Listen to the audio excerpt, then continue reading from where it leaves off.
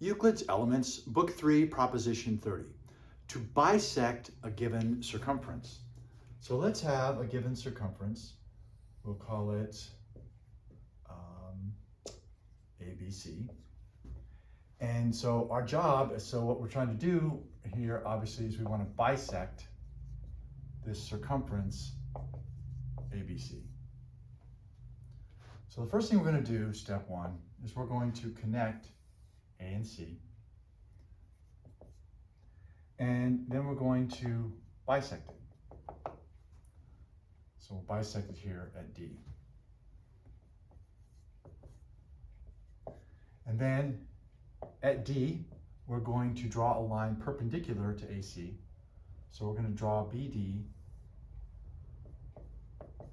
perpendicular to AC.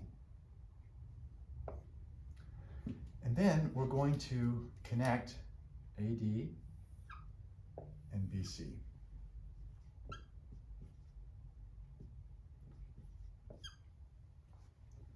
Now, let's look at what we have. So we've bisected this, so we know that this is equal to this. We also know that we have drawn this at right angles to AC. And we can see that we have this line BD in common. So we should be able to see that in this triangle ABD, we have side angle side, and that's exactly what we have over here in triangle CDB. We have side angle side. So we can use Book 1, Prop 4, our side angle side proof for the equality of triangles, to conclude that this base is equal to this base. So AB is equal to BC. Then we can use Book 3, Proposition 28, that says that equal straight lines cut off equal circumferences. The greater to the greater and the less to the less.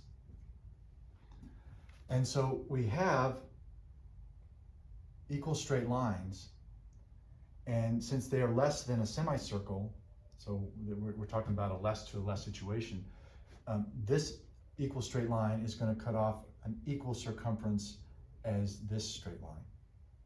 So that means that this circumference that this straight line is cutting off, we'll mark it here with a different, this circumference AB is equal to this circumference BC. So that circumference is equal to this circumference, the lesser to the lesser. And that's what we're trying to do. We're trying to bisect ABC into two equal portions, and we have. Here's one equal portion, so this is equal to this, and that's the very definition of bisection. Therefore, given a circumference, we can bisect it. And since we have done that, and it's a construction proof, we can conclude with QEF.